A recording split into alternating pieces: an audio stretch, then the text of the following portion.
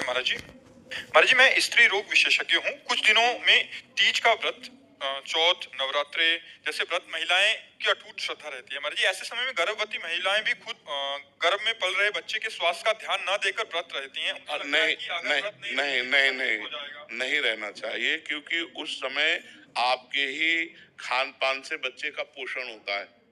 जब गर्भस्थ शिशु होता है वो माँ के ही खान पान व्यवहार से पोषित होता है। तो अगर आप व्रत रहेंगी तो उसको पोषण तत्व नहीं मिलेंगे।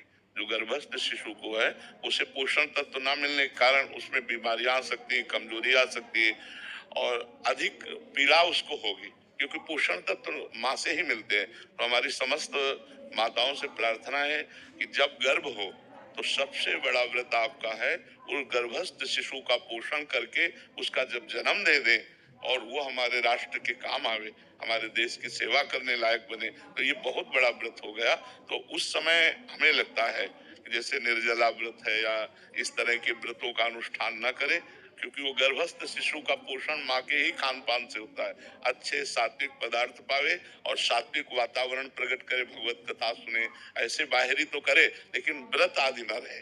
मुझे जैसा लगता है, क्योंकि हमने शास्त्रों में जो पढ़ा है कि माँ के ही द्वारा गर्भस्थ शिशु का पोषण होता है। तो अगर आप 9 दिन व्रत रहेंगी तो उस गर्भस्थ शिशु को वो पोषण तत्व तो नहीं मिलेंगे। तो इसलिए अब जैसे करवा चौथ आती है उसमें माताएं बहनें निर्जला रहती है।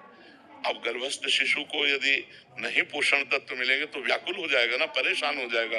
वो प्रतिक्षण जो नाभि में नली होती है वो माँ के ही उस शारीरिक नसों से जुड़े होती है, जिससे पोषण तत्व से जाता रहता है। जिसे नाल कहते हैं ना, नाभि, नाभि से हाँ वो पोषण तत्व जाता रहे।